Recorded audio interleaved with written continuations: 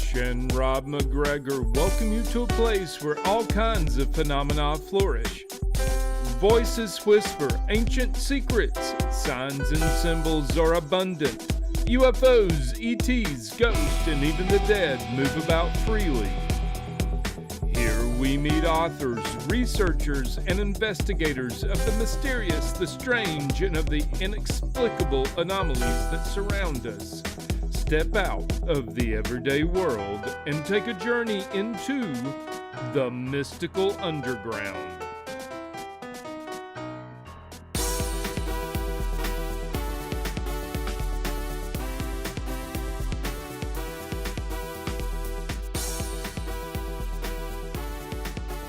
Recording. And if you guys are ready, we can start in 3, 2, 1. Welcome to the Mystical Underground. Thank you for joining us. This is Rob McGregor and Trish McGregor. And our producer tech magician, John Posey. You can go to the mysticalunderground.com where we make regular blog posts and where you can find out about our books. Among them are Phenomena, Harnessing Your Psychic Abilities, The Secrets of Spirit Communication, Sensing the Future, and Aliens in the Backyard. Our latest book is called The Shift, Reports from the Mystical Underground. Trish's latest novel is called White Crows. Rob's latest nonfiction book is called Breathe, A Master Diver's Survival Tales, a collaboration with Rick Bedowa. Patricia Walls is a certified hypnotherapist and author, an intuitive, spiritual mentor, international speaker, and workshop leader. That's a lot of stuff. Patricia's specialty is creating practical energy exercise to instantly shift your vibration, allowing you to take charge of your life. Her motto is, it doesn't have to be hard. Welcome, Patricia. Welcome, Patricia. Thanks for having me on. All the books that you guys named are all my favorites. All right, great. Thank you. Yeah. And we didn't mention there that you have written 9 books, and the most recent one is called The Hall of Records, which we're going to talk about. Actually, I've actually published 8 books, co-authored 3 more, but the 9th book is not published yet. That one is The Galactic Earth Beings. But Hall of Records was actually my 4th book. Oh, okay. Oh, okay. All right. Yeah. Well, how do we keep up with you? Same way I keep up with you. It's not possible. All right. What I'd like to know, describe the work you do with individuals. What is it you do? I'm a medium. I'm a channel, and so I one of the kind of jokes in the community with me, and when I'm giving a class or a lecture or whatever, is don't ask me to create an agenda, because I'm a channel, and channels cannot follow an agenda safely or securely. You know, we can try, but it will only muck up everything. So what I do when I have a client is I tune in and see, what it is that's the beings, and I call them the beings because I don't have a different name for them. They're my collective, right? Okay. And I called them the beings for a long time, and I always felt weird about that until I was listening to Dolores Cannon one day, and she called her collective the beings, and I went, okay. It's okay. It's okay. If Dolores can do it, I can do it. Yeah, I mean, it seems that mediums have different names for their guides. It's like a team. It's the beings. Everybody has a different term. Yeah, well, they're all us anyway. Yeah, right. So I a long time ago stopped trying to say, oh, MODOK is talking right now, or Metatron is talking, or Azrael is talking. I stopped trying to do that because very often they all talk at the same time, in one voice. And so I just said the beings. It's just easier. Yeah. And it confuses people, and I like to confuse people. So So Patricia, how did you come to this kind of work as a medium? Did you have some inclinations about mediumship or psychic abilities when you were a child? My DNA, uh, my my mother's father was clairvoyant, Okay. and as a child, he used to tell us stories because I'm not a child anymore, and so we're talking in the I was born in the 50s, and so when and he was born in like 1901, I think, or maybe earlier than that. But anyway, in his day, he walked from town to town to find work. And he used to tell us stories about the houses that he stayed in. He would find an abandoned house to stay in. Wow. Huh. And he would tell us stories about talking to the spirits that lived there and Well, all the stories that they would tell him. where did Hmm. he live? I'm from Louisiana, Oh, okay. east of Shreveport. And Okay. so all of my family, I don't really have contact with my cousins and that sort anymore. They think I'm weird. So I just let them stay in that land that they're in. But my children and my grandchildren are all born wide open. Mhm. They are all born clairvoyant. I'm not clairvoyant. I'm claircognizant. But so in answer to your question, it's in my blood and I've been this way my whole life. But I really just started trying to work with it in my 20s because before that, it just wasn't cool. Yeah. Yeah. Can you explain for our listeners the difference between being clairvoyant and claircognizant? So clairvoyant, the clairs, right? Right. Clairvoyant, Yeah. clairaudient, Right. clairsentient, right?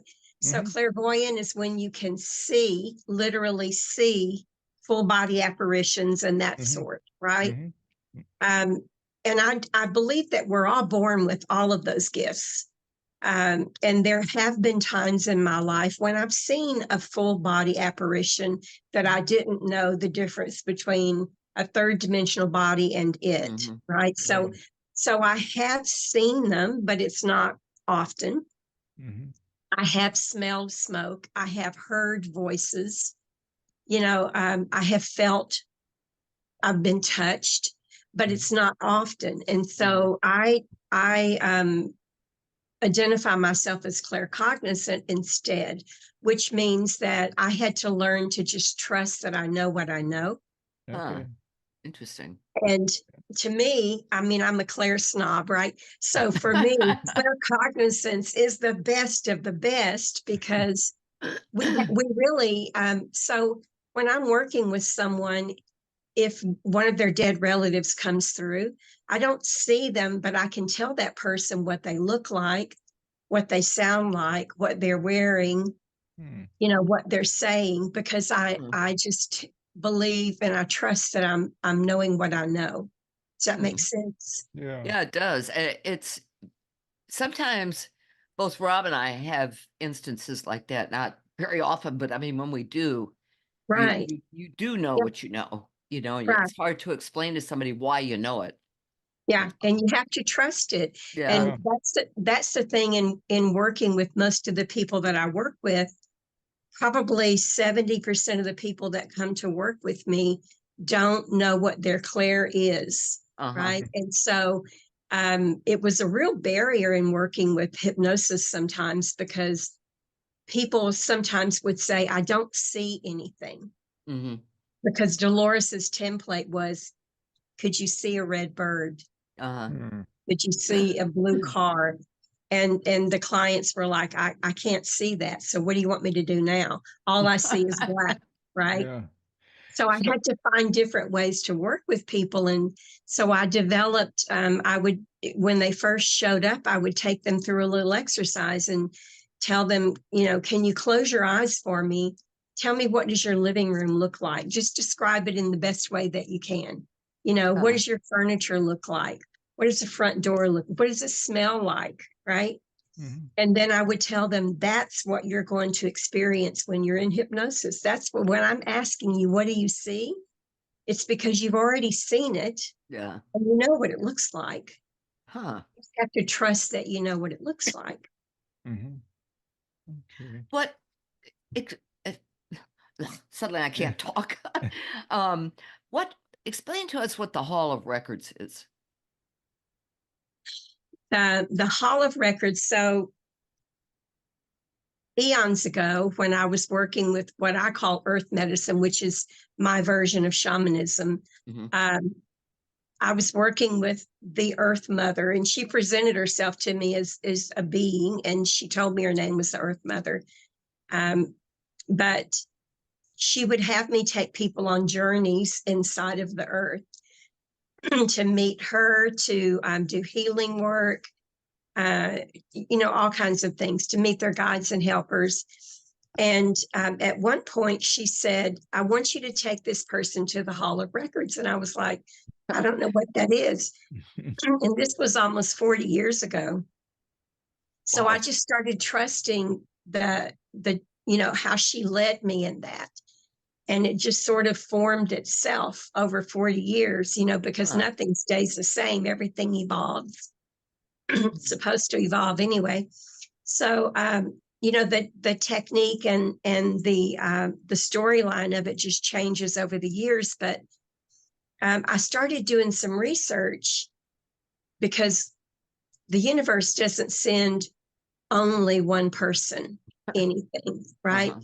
The information is out there, and it's whoever Receives links it. into it, Uh-huh. right? And so I was doing research, and the only thing that I found was Edgar Casey's reference to the Hall of Records being under the Sphinx. And then there were a few books out there, but amazingly enough, the books were about architecture, Hall of Records, Hmm. And I thought, well, somebody has to know about this. And so somebody told me, no, you're talking about the Akashic Records. So I took a class in the Akashic Records, and it was not that. Huh. And because I didn't trust that, I actually took 3 classes on 3 different teachers of the Hall of Records. Still not that. Huh. So the Akashic Records, in the classes that I was taught, the Akashic Records is where you go to look at your book of life, Mhm. a book of life. Okay, that includes everything for you. You can't make any changes. You can look at the book of life and find answers, Mhm. right? The Hall of Records is where you go to make changes. The Hall of Records, number 1, is inside of you. And the Hall of Records is where all of your records are stored throughout all of your soul history. Huh. And we're talking 950 billion years of the universe, okay? So all of your soul history, all of your contracts, agreements, promises, blood oaths, commitments, bills of sale where you were sold, right? Uh-huh. Court judgments, court condemnations, all of that is in your Hall of Records. Everything you've ever experienced is in your Hall of Records, usually as some form, right? And it's not always paper. Uh-huh. And so the Hall of Records is immense. It's not one room, it's not one book, right? And it also includes all of your ancestors' records. Huh. Yeah, Patricia, you talk about burning some of your records. Why would you want to do that? Okay. So when she first started taking me there, I was just learning and seeing what worked with people, right? And my ego mind said, if it's a contract, you can stamp it paid. Right. If it's a debt, you can stamp it debt paid. Uh-huh. You can cross it out. You can rewrite it. That was my ego mind. And so, but over the years, what I learned from working with people is that it is not that it's destroyed if you burn it, ashes to ashes, dust to dust. Okay. So the reason that you would burn a record would only be you would be burning how it is affecting you in this current consciousness. Okay. It doesn't necessarily change what happened. So, in other words, if someone is experiencing poverty in this lifetime, Uh-huh. first thing we do is go to their Hall of Records and ask out. And so when I take someone there, I'm their guide. They are doing the work.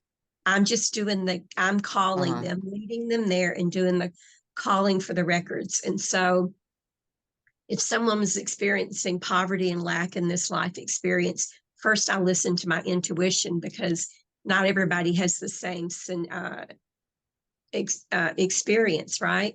Mm-hmm. And so I may ask to see all of your records throughout all of your soul history, all of your contracts, agreements, promises, blood oaths, whatever, that relate, that have caused you to live in poverty in this life experience.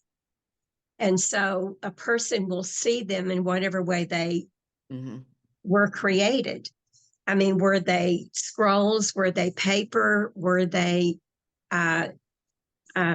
stone tablets? You know, was it a cave drawing? Was it, I mean, because you're talking 950 billion years, they weren't writing things, right? Some people have seen their records as, you know, when you go to the museum, you've got these massive portraits, or really like scenes. Scenes where something has happened in history. One person, that's what their records were stored in. Their hall of records looked like a massive library, museum, with all of these paintings depicting the scenes of her life. You know, one person saw their records, they were represented as live organic beings. That's interesting. So, yeah, it's different. It's because it's particular to that person, you know? Yeah. Is this similar to, I'm sorry, Rob, is this similar to Ken's library, Ken Lloyd's library that he talks about?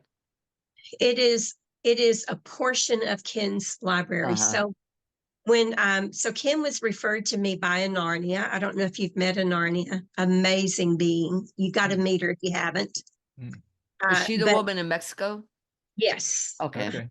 So Ken was referred to me by a Narnia because Ken was talking about the living library, and she's like, oh, wait a minute. You know, so she sent Ken to me, and Ken and I had a conversation. And admittedly, I was a little stumped at first, and I thought, well, if, you know, what is the Hall of Records, you know, in comparison to the living library? Right? What am I doing here? And so I had to go in and do some meditation, ask the beings, you know, WTF, basically, you know. And so, which is my favorite word, and I'm not going to say it. So I had gone in and said, you know, what's going on? You know, what is the difference? And so that and conversations. So Ken is working with the living library, which is all of consciousness, right? All of consciousness. When I'm working with the Hall of Records, I'm working with one individual's records. Yeah. And where Ken goes into all of your history and makes changes for you, I don't do that. I take a person there, I call for their records, I have them see the records, and I ask them, what do you want to do with it? Right. Do you want to change anything? Right. And so they burn the records. And so and I'm not dismissing Ken's living library has a purpose. My Hall of Records has purpose. And so the Hall of Records is about empowerment. Because I could tell people all day long, I went in and cleared that for you, and it's not going to mean anything to 75% of them. Right. But if they're there, if they're looking at it, if they're seeing it, perceiving it, and they burn the records, that's real to them. Yeah, that's powerful. Our reality's everything. John? Can I ask a question? Is there a way for, well, and so you were just saying that it's an individual's history. Is there a way for a collective to burn a collective consciousness to burn history? Good question. Yeah. Because of the law of free will, I don't believe in that.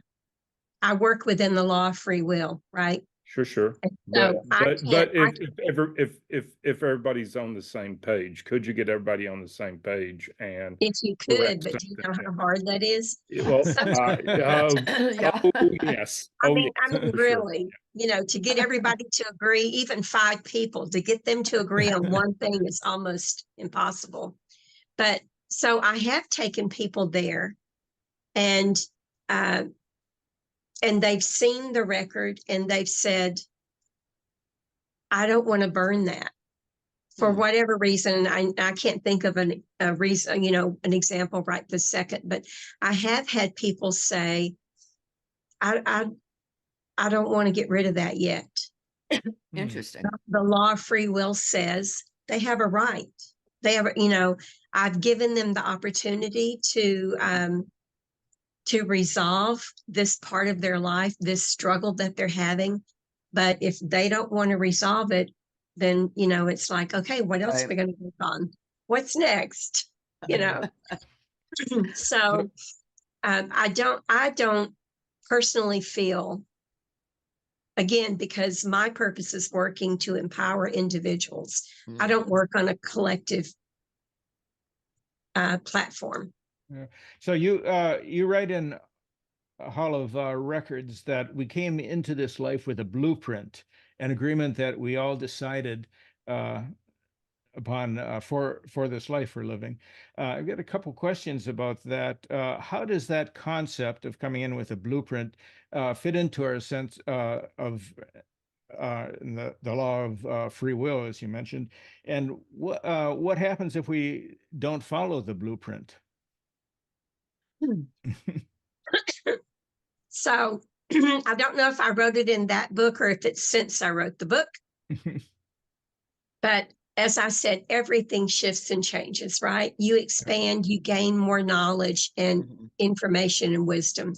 So where I was taught from the beginning that we came in with a blueprint, sorry, and that we agreed to experience this, this, and this, right? But we could change our mind. And what that does is it creates another timeline, right? So what I've learned since then, or maybe I wrote it in the book, I don't remember, is that we don't have just one blueprint. We have many blueprints. We come in with alternate plans because we are so creative, right? So yes, we come in with a blueprint. Say we come in with a blueprint that says, I'm going to marry Steve in 1999. I'm going to meet Steve. I'm going to marry him.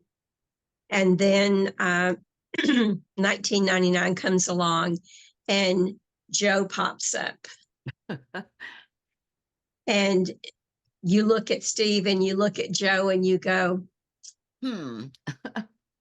I think that Joe may be the better bet. Steve would have given me these particular experiences, but Joe could give me these particular experiences. And I've grown spiritually, and Joe would fit my profile better than Steve would at this point, right? Interesting. So although it was your blueprint to marry Steve, Joe is a better bet at this stage of your ascension, your expansion. So you create another timeline. And I have a bit of experience with that. And so what I've found is that there's still a timeline where you marry Steve and you go on and do whatever it is. But in your current third dimensional reality, you're living this timeline that you created. With right? Joe. Because of the law of free will. Right. Okay. This may be off the topic there, but this has fascinated me since I first heard Ken speak it. What is the light language? Where does it come from? How do you learn it? What is it? Okay. I mean, you wrote a book on it, right? 3 of them. Three of them, okay. Because every time I write a book, the beings start talking to me and giving me more information. So the language of light language, is our first language. And so the story is, or the story went, there was the Tower of Babel. And before we went into the Tower of Babel, we were all speaking the same language. I think everybody can agree on that one, Right. right? It was called the light language, the universal source language. Everybody spoke it, not just humans, everybody spoke it. Okay, the whole universe spoke this language.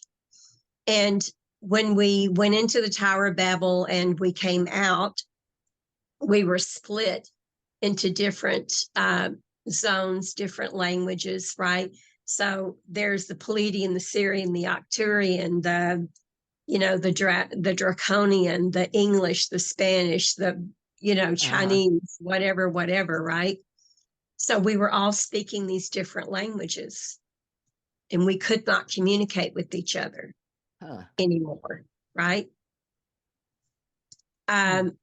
So whenever I'm speaking the language of light, and it is our first original source language. There were people speaking light language. I mean, since the beginning of time, they've still spoken the original language. Portions of let me rephrase that. Portions of the original language still. So I was finding that sometimes when I and I call it transmitting and channeling, because you can't recreate it. Some people do, but I can't recreate it. And so if I can't recreate it, I'm channeling it. It's not coming from me. Okay.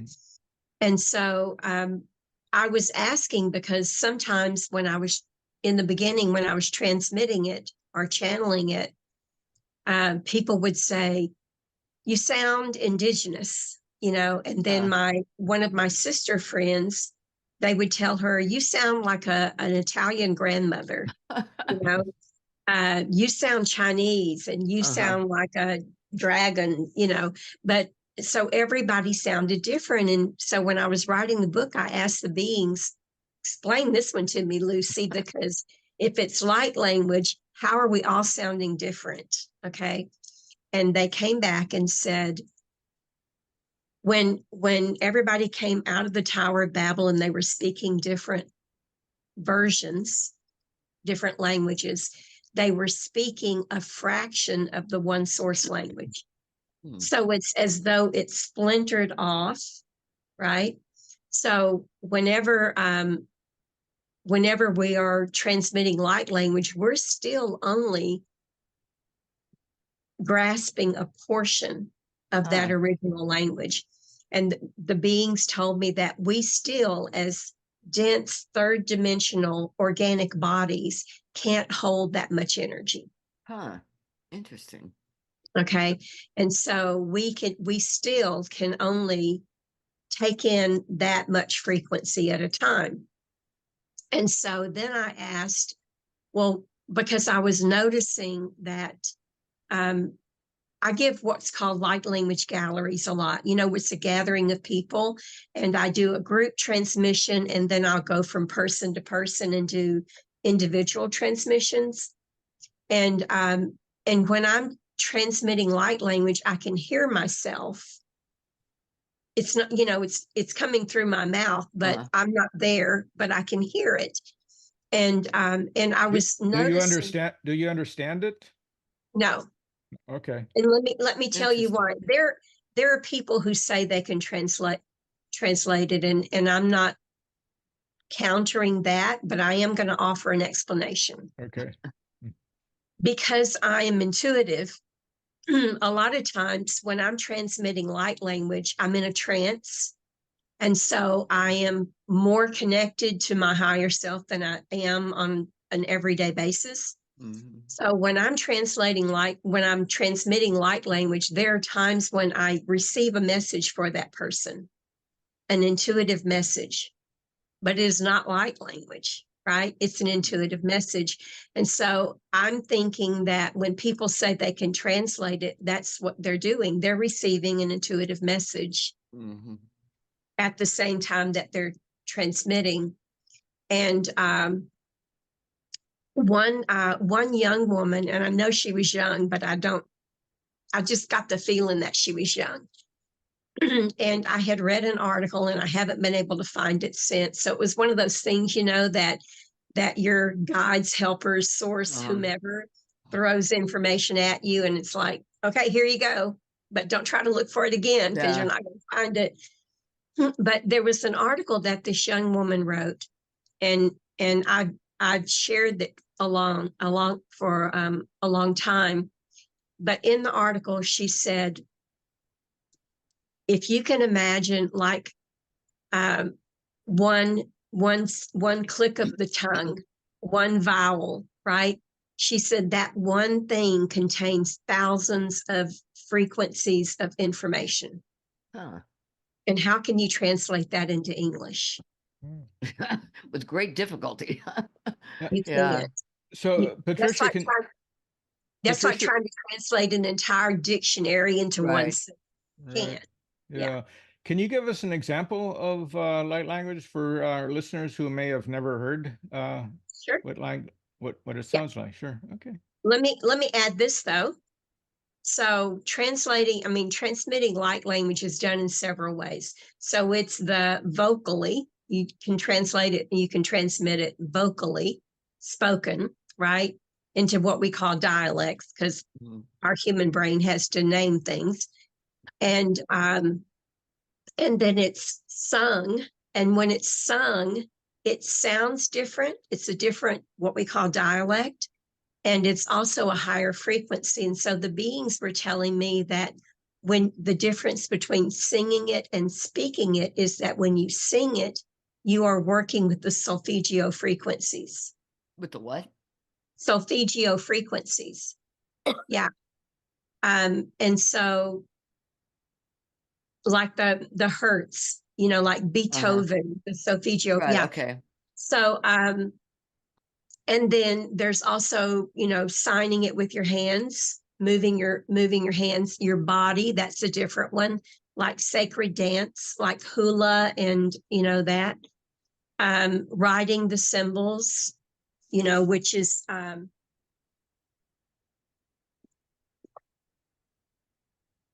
which looks like this, Oh wow.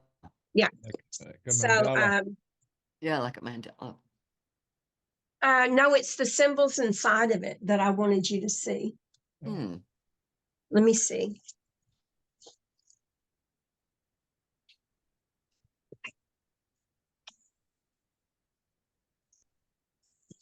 So these, can you see those? Oh yeah. Huh. Okay. Yeah. So those are light language. Those are symbols those are frequencies. So each brush has thousands of codes in it, right? Huh. So there, and then also recently the beings told me that we also emit light language. You as are you a Reiki master? No. No. I've had Okay. Reiki. I mean, done on me. So anyone who's taken a Reiki course, they're told that there are times when we just emit those healing frequencies, right? And I found that with light language as well, that sometimes we just emit those frequencies. Huh. It doesn't have to be outwardly, Mhm. Okay. So with light language, because it's different frequencies, downloads of information, alignments. So whenever I transmit light language, I usually tell people just to focus in to receive, release, relax, receive, and release, the 3 R's. Because sometimes you'll get memories or thoughts or body sensations, pains or whatever. Uh-huh. And if it's a memory or a thought, it's coming up to be released. Body pain too, it's coming up to be released. So sometimes people reported that, I thought about my Aunt Susan. She's been dead 30 years. I don't know why that came up while you were doing light language. Well, because there was apparently something that you needed to release and it came up to be released. And so whatever thoughts, images, or feelings that you have when you're listening, just say release. Because if you focus on them, you're holding them in place, right? Uh-huh. Interesting. Yeah.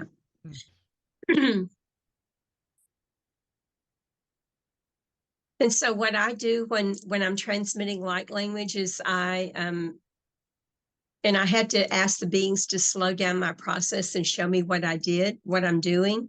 Because sometimes we just do things naturally. And so what they showed me was that I like put my little Patricia over here, my little ego over here. And I just speak or say or intend that I would, that I'm willing to be a channel for these energies, for this message. And so then I'm not in control of it, Uh-huh. you know? Okay. Okay.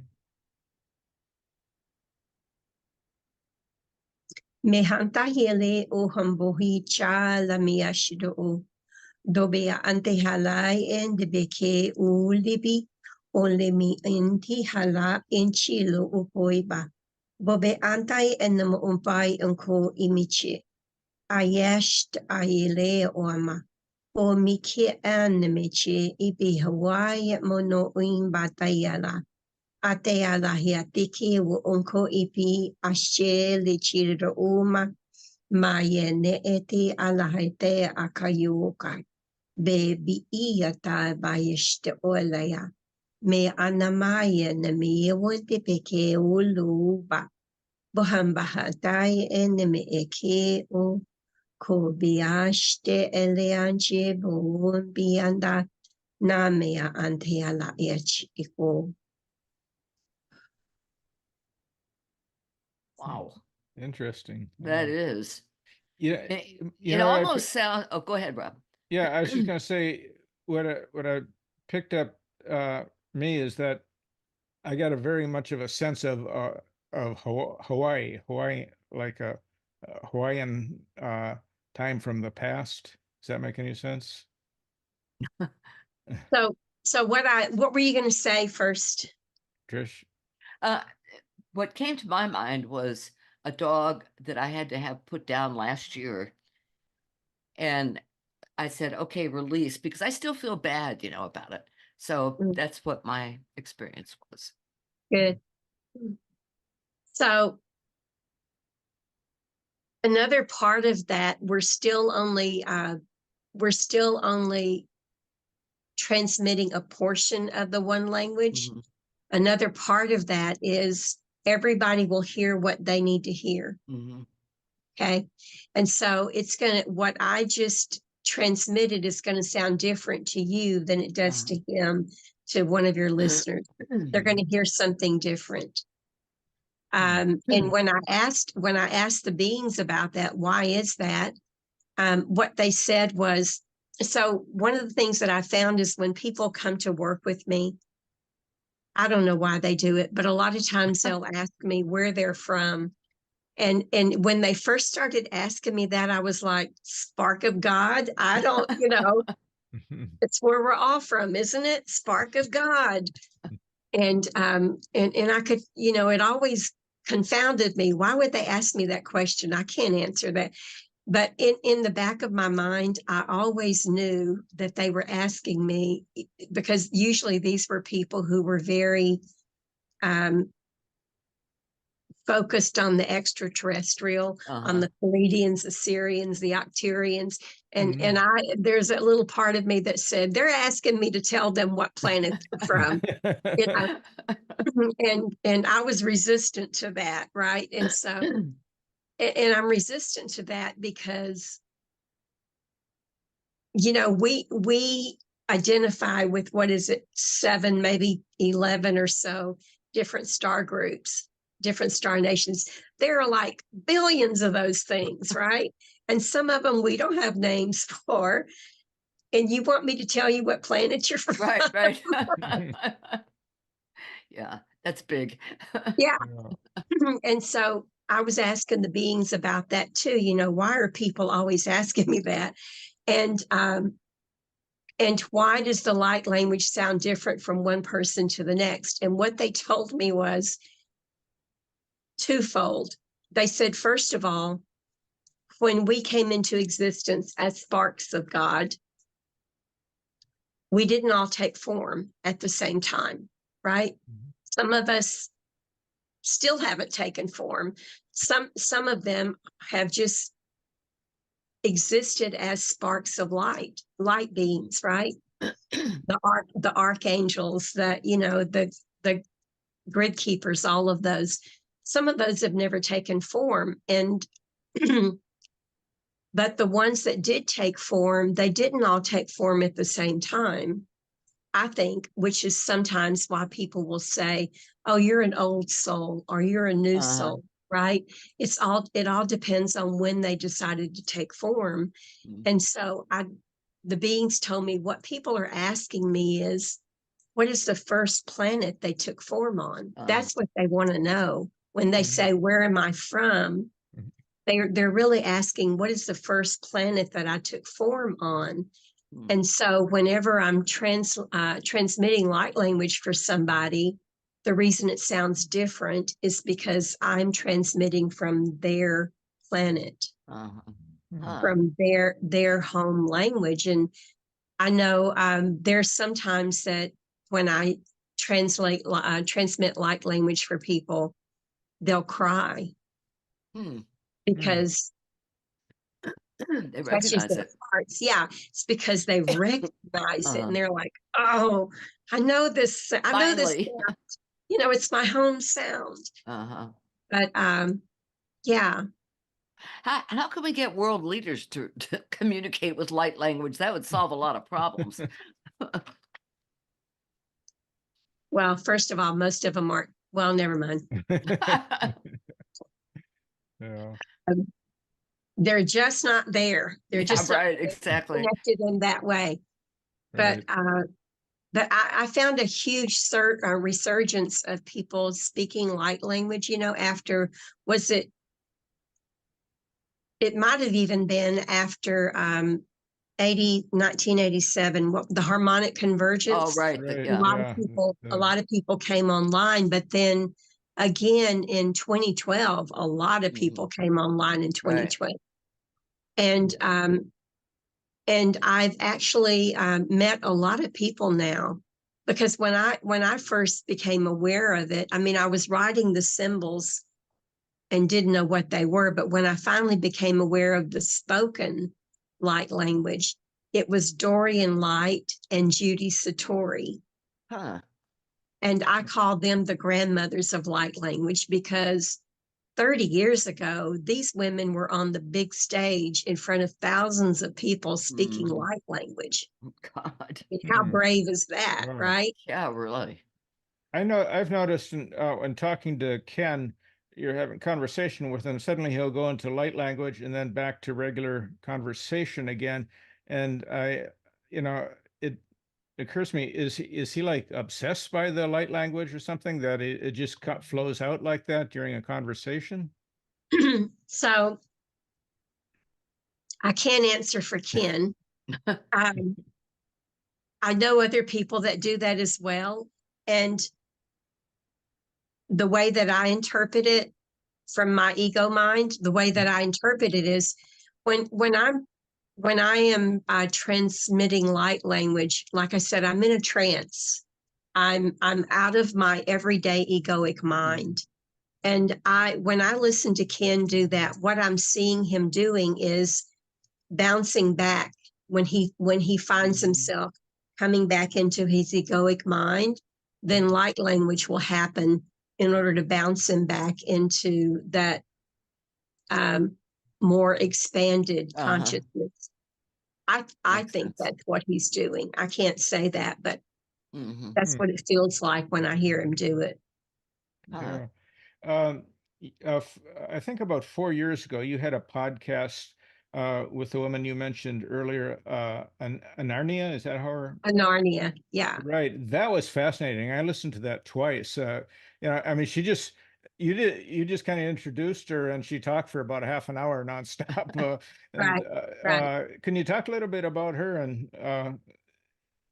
She is an amazing being, and she what she was referred to me um, by someone on Facebook, one of those groups on Facebook, Yeah. because she was a walk-in. I think she said 3 years ago she dropped in, and as a walk-in, so there are different kinds of walk-ins. There are some walk-ins that just completely take over the body and you don't remember anything, right? Most walk-ins are integrated slowly, but she was one of those that was just dropped in, and she had to really, learn how to integrate what was going on here. And so one of the people that she knew in a Facebook group said, you need to talk to Patricia, right? So that's how I met her. Okay. But she is wildly connected, Yeah. wildly connected. She's kin on crack. Okay. Yeah, Oh my right. God. So, But she's also very modest too, which kind of surprised me. She is almost like understating who she is, I guess. I and don't know. isn't that the way we're supposed to be? Non-egoic. Right, exactly. Yeah, That's one of the things that I love about her is she's non-egoic. yeah, She is a clear channel. In uh-huh, other words, she yeah, doesn't mix her human ego mind into it. right. She's a clear channel, and she brings you those messages. And I've seen her do some amazing work with people in clearing blocks and boundaries that come from even otherworldly beings. And she has a website now on narniaoflight.com. Oh, okay. I Yeah. helped her set it up. Oh, Hmm, good, good. okay, yeah, So she is I refer people to her all the time. And so I'm happy to tell the audience here, please check her out. yeah. I have a She is question. well worth it. Patricia, was she originally American and went to live in Mexico, or what happened? Or is Yeah, she no, she's from Washington. Oh, okay. So why did she end up in Mexico? Mexico is a very spiritual place. Yeah, it is. Yeah. So I was kind of curious. And she's following the guidance of her Uh-huh. collective. And her collective said that she needed to be in Mexico to do work. And so that's why she's there. Oh, okay. Interesting. Yeah. She's actually coming to Texas next month Hmm. to visit with me. So Oh, that's I'm cool. excited. We should Yeah. have you both on the podcast. That'd You be- should definitely have her on the podcast. yeah, Yeah. that'd be interesting. Yeah, Yeah, there's a contact page on her website. Okay. She would be thrilled, absolutely thrilled. And then she and I are both going to be keynote speakers at a conference in Oklahoma City in November, the first weekend of November. What's the conference? You're going to ask me that, right? Sorry. She's in the planning stages of it, but it's something consciousness. I'll email it to you. If that Okay. helps. All right. That's fine. I'm But just yeah, curious. she's Yeah. still in the planning stages. But Narnia, myself, Sheila Seppi. Do you know Mhm. Sheila Seppi? I know the name. She's like an expert on walk-ins. Mm. She's going to be a keynote speaker. Also, do you know about the Mitchell Hedges skull? oh yeah. We've meditated with it here in our house. I love Bill and Catherine. They're like Bill, my favorite okay, people. yeah. And Yeah, Bill. they're going to Yeah. be there. Oh, cool. Oh yeah, yeah. Bill gets around. Yeah, Bill was at our house a couple years ago in 2019. He was visiting a bookstore.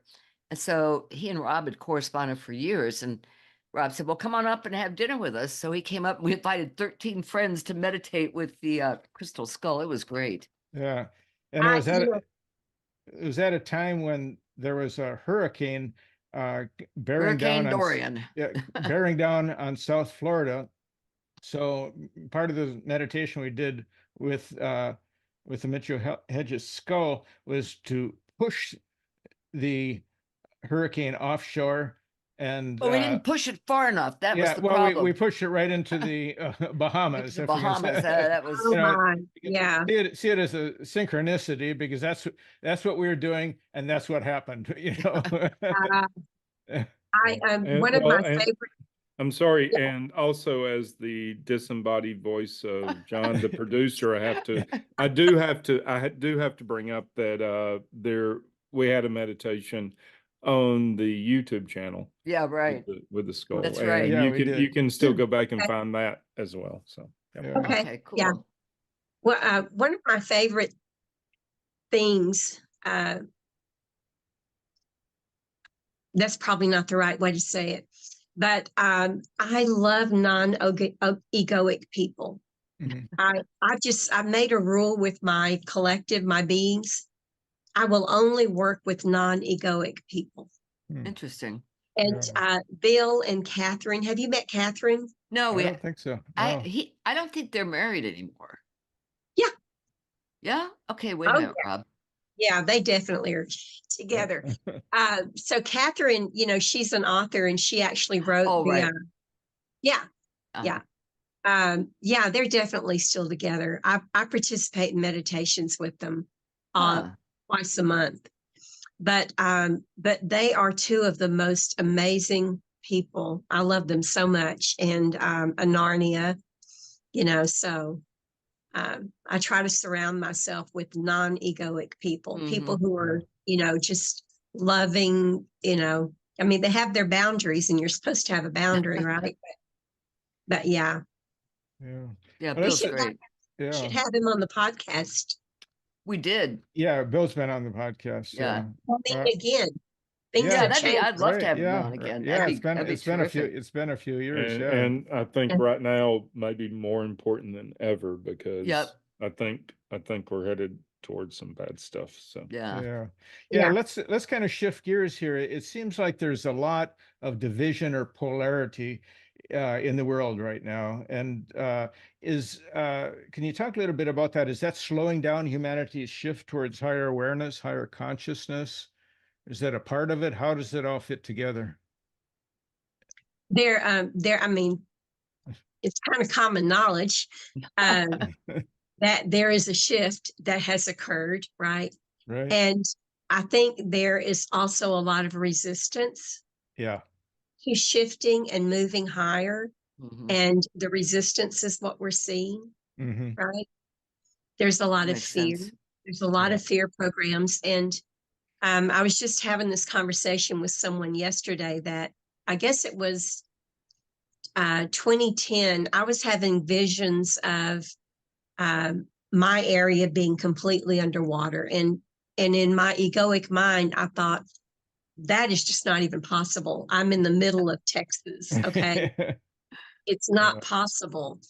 And so I started doing some research, and I found that I live probably 4 miles from Highway 35, which they don't tell us, but it's Highway 35 is built on a fault line that runs Wow. straight up from Galveston, Texas to Oklahoma City. Jeez. They don't tell us that. And so then I understood what the vision was, that there had been the tectonic plates had, Mhm. shifted, and that the water had come straight up I-35. And so, of course, my property was going to be totally underwater.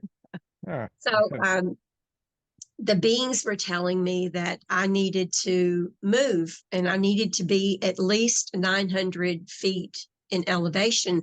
Well, my area is some 545 feet in elevation. mhm. And so I started looking for places, that were higher elevation. And so they were telling me it was going to happen in 2011, not 2012, right? And so it didn't happen in 2011. And I'm like, what? You had me do, I bought property, okay? Property. And and so I said, what's going on? And that was the first time that I heard from God, creator, the beings, whoever it was, that they will installs a bad word. They will circulate fear programs Really? to wake up humanity. Ah. Okay. And if humanity reaches a particular frequency, then the devastation that they had us afraid of happening is not required. Huh. Okay. Interesting. And so then they told me, well, 2013, we're going to do something in 2013. And I prepared for that. That didn't happen. I'm like, you guys have tricks, don't you? So in other words, all of the fear programs that are happening now, they serve two purposes. One is to wake us up. Okay. Because if you think you're going to die, what's the first thing you do? You get right. You get right with your family. You get right with God. Right. And so the fear programs are meant to wake us up and bring us to a higher frequency, a higher vibration of consciousness, of awareness, of love. Right. But the other thing is that the darker aspects use the fear programs to harness energy.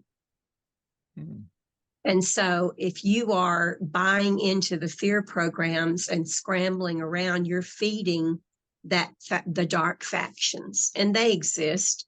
God created everything, light and dark. There has to be contrast, right? Everything can't be la, la, la, la, la. So if before a hurricane, we don't rush out to the grocery store and stock up on food, does that mean it won't hit? No. Okay. I wasn't sure what you were. There's common sense, but no, what I'm talking about is the current fear programs, right? Okay. That the money system is going to collapse. Right. I'm 69 years old. Okay. They've been talking about the money system collapsing for as long as I can remember, and it has not yet. Okay. And there's been survivalists for decades that have Exactly. buried food and are Right. ready for great disasters, and still waiting. I mean, there's Go ahead, I'm John. sorry. Can I throw out Yeah. one thing about 2013 that is kind of scary under the circumstances today, is that 2013 is when Ukraine, their setting government was replaced with the current government, and here we are. 2013 was something pivotal. did happen. That Okay. was pivotal. That was a pivot point in history, I do believe. But anyway, Yeah. Interesting. I mean, I have a tornado shelter. I have common sense. Okay. Throughout this planet, there are always floods. There are always tornadoes. There are always hurricanes. There are always whatever, right? There are natural disasters that have to occur to keep balance on this planet. And so having common sense, I have a tornado shelter, and it is stocked with food, because should one of those disasters occur that are meant to occur to bring balance back to my area, I want to be prepared. But there's a difference in being prepared and being afraid. Right. Aren't some of these experiences with the Earth somewhat like release valves, like what happened in New York and on the East Coast? That it was quite a shaking going on up there, and they don't have that very often. But maybe something like that is just a release. recently. Yeah, just recently is like a release valve that serves to avoid something much more terrible that could be in the offing. Well, in the perfect world, there are natural disasters that Mother Earth has to create in order to bring balance to her. You know what I mean? Think about history. history tells you that our Native American ancestors used to light fire to the grass, to prairies. They used to burn entire prairies so that the grass would come back up. Well, Mother Nature has her own process, right? She has to flood areas. She has to break up areas. She has to, turn over sometimes. But then there's heart. Then there are these factions that try to give her help when she doesn't really need help. So some of the disasters are not natural, but we can't let that rule us, right? But we are kind of at the mercy, because take a look at Pompeii. Totally destroyed. Volcanic ash and you do, as human beings, we do take our chances with building our civilizations next to incredibly powerful volcanoes, forces. oceans. Yeah, well, forces. or when it comes, there are people in Hawaii right now. Well, not right now, but that, built houses next to I can't think of the name of the volcano, but just an active volcano, and then wonder why they have lava in their living room. Well, it's because you're tempting fate when you do Well, that. I mean, Florida did the same thing, John, by building up the coasts and getting rid of the coral reefs. All those were natural barriers against hurricanes. Sure. And see, I live in Texas, and so it's almost a joke. It's almost a joke with us about Galveston, right? Do you know how many times Galveston has been flooded? But they still keep putting up these $5 million houses on the beach, knowing that there's going to be a flood. Yeah. And they're going to lose their house, but they keep building them anyway. Martha's Vineyard right now. I mean, a lot of the people, that are very proactive as far as climate change, and have multi-million-dollar estates on a in a piece of land that's below sea level. But anyway, right. Yeah. Look at you the got to Keys. use common sense. You can't go into fear programs about something that you should be using common sense and keeping yourself safe about, Well, look at the Florida Keys too, John. I mean, most of them are what, a foot above sea level, if that.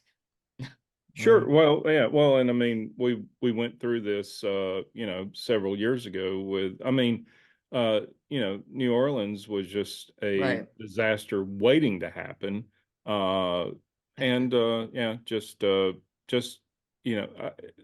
They had a plan with the seawalls and stuff with, and I'm not using the correct terminology, but they had a plan. They just got, they just got like a daisical with maintaining the plan, because you don't build a city there unless you have a plan on how to hold off the coast, but anyway, or the Gulf. But Patricia, over the decades, mediums have seen this terrible disaster coming. That's where maybe it doesn't happen all at once, but over a period of time, where the population of the earth is cut in half or less. And as some see that as ultimately to our advantage, I guess, of the survivors, if you want to be a survivor in that life. Do you see anything like that yourself? Those were the visions that I was seeing in 2010, right? Okay. And so when I started doing research, I found a couple of maps. One was the U.S. Navy map, right? And one was the John Snow map. So if you look up the John Snow map, his map shows exactly what I had seen.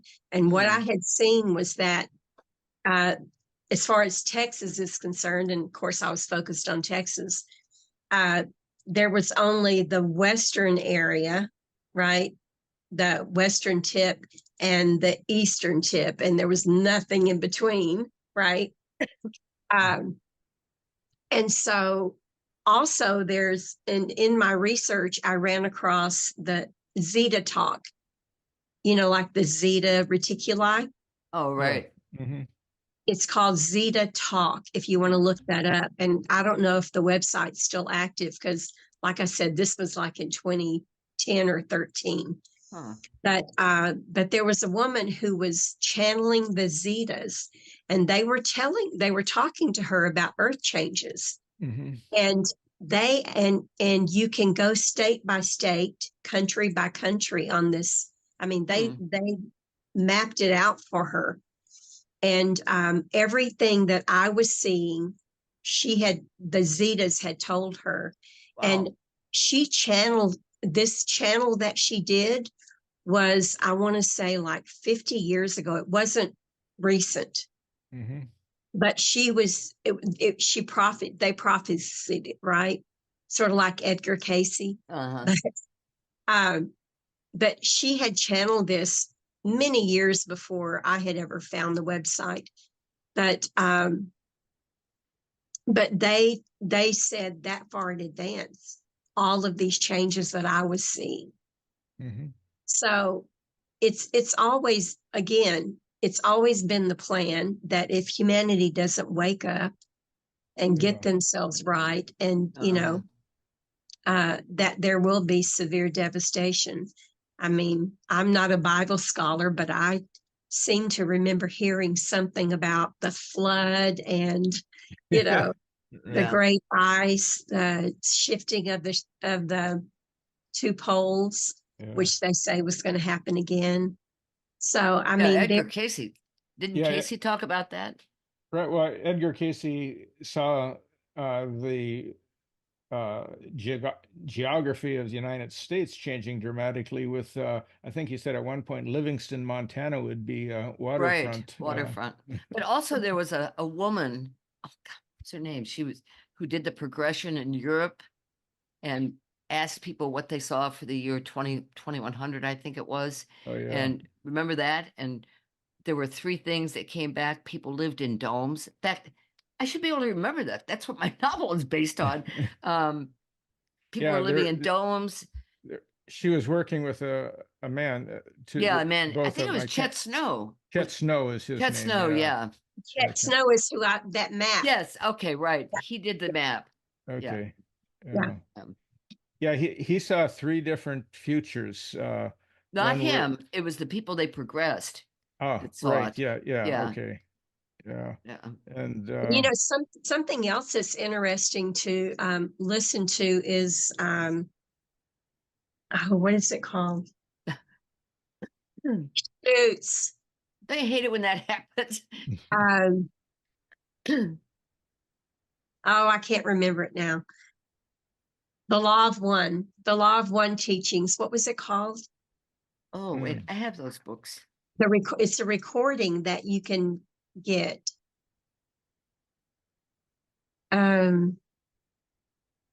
Anyway, that's very interesting to listen to.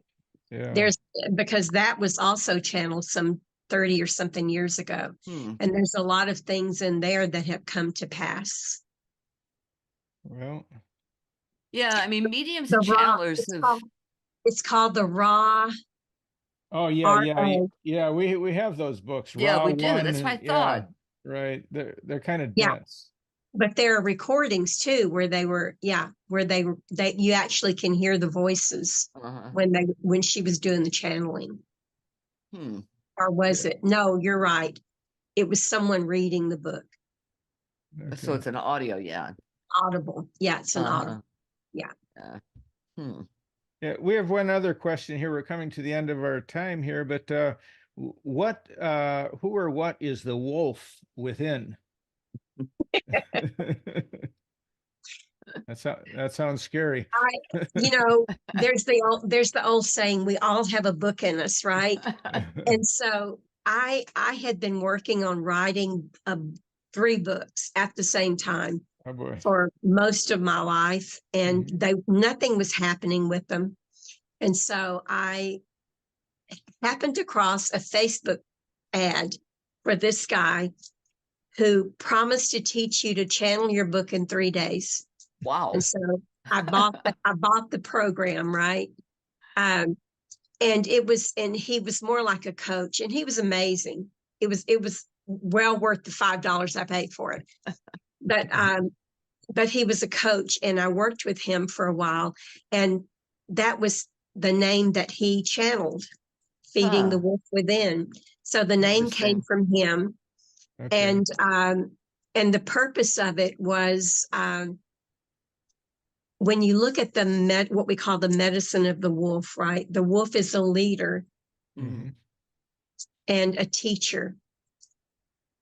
And so, and a protector of his particular tribe.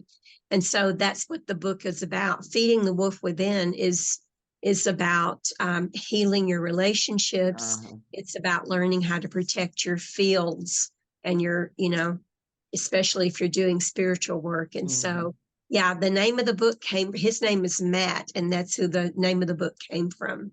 Huh. Yeah. Cool. So if we're doing meditating and doing these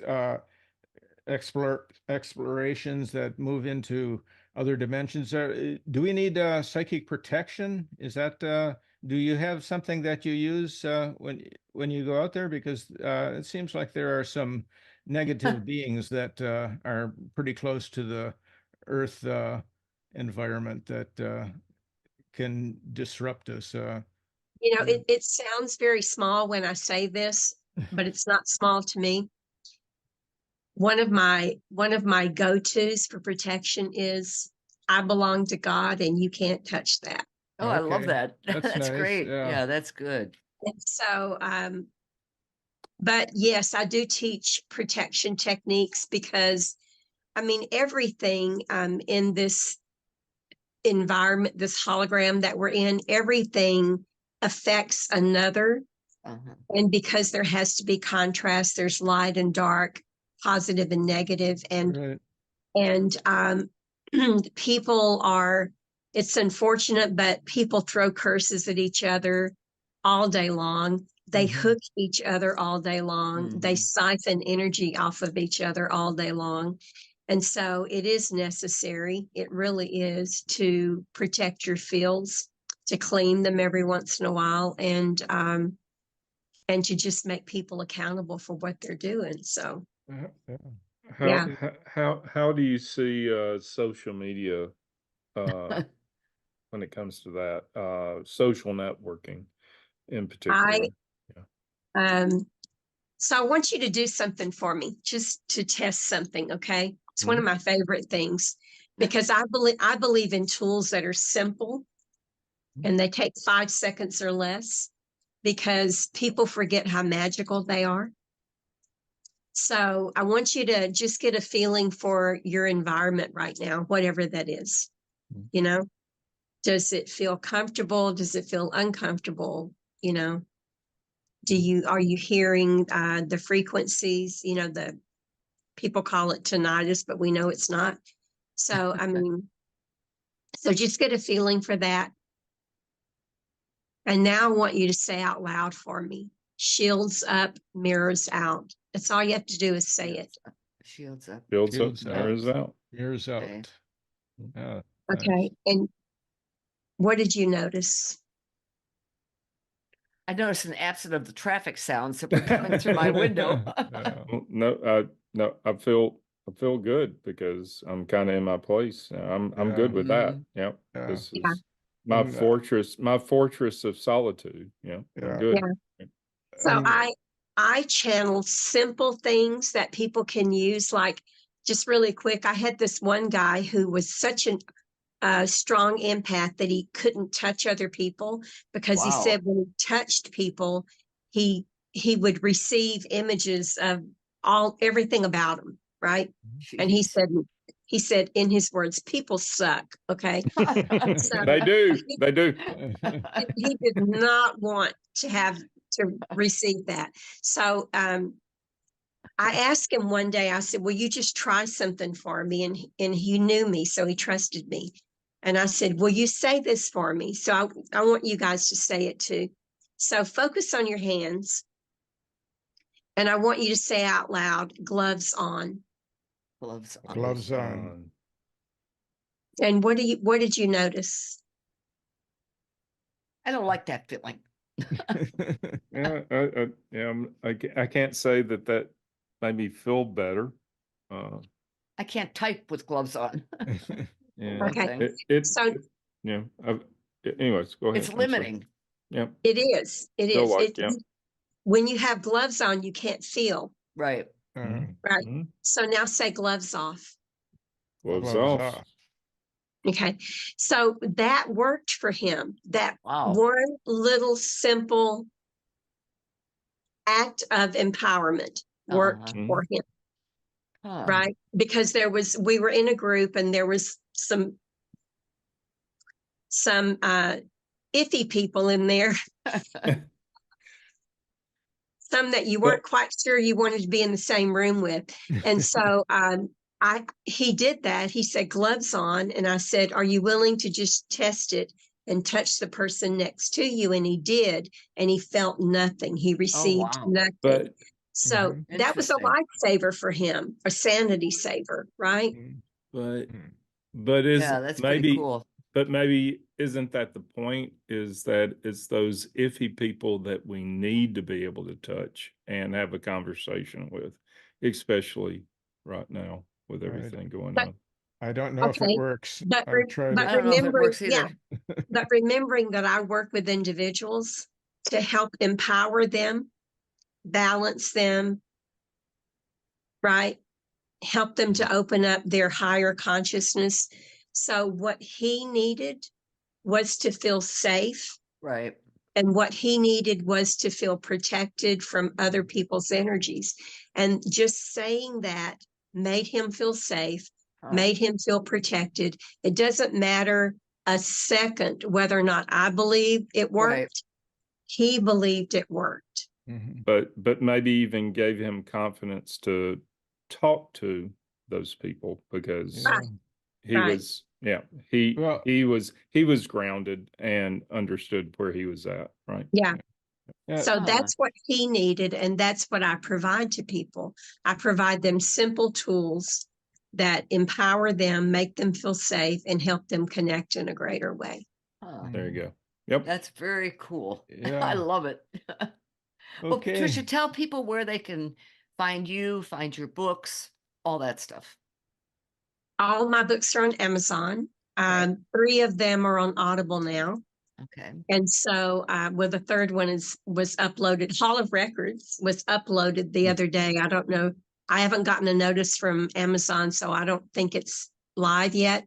Uh-huh. But so Feeding the Wolf Within and Conscious Enlightenment and Expansion are on Audible. So all the books are on Audible. I'm on Amazon. My website is patriciawalls.net. And You're I've on got a lot of, Facebook? yeah, I'm on Okay. Facebook. I'm on TikTok. I'm on Instagram. I'm on Okay. YouTube. The YouTube is Patricia Walls. But on my website, patriciawalls.net, all of those links are there. Okay. Okay. That's So great. just start there. Okay. Very You hear good. that, audience? Start there. Yep. Start there. Yeah. And I'm going to send you Anarnia's information. Please Yes, invite that'd be her. great. Yeah, I think Yeah. she'd be a great guest. Yeah. Yeah. That'd be terrific. Thank you. Thank And you. John, when is this episode going out? It will be tomorrow. Yeah. Okay. Ah, okay. We'll send you the link, Patricia. Okay, good. Well, thank you all for inviting Oh, me. thank I you. This has enjoyed been it. great. I really Yeah, it's enjoyed great. this. All Thank right. you Well, very I'll much. see you soon. Okay. Okay. Take care. Bye Thank now. you. Bye.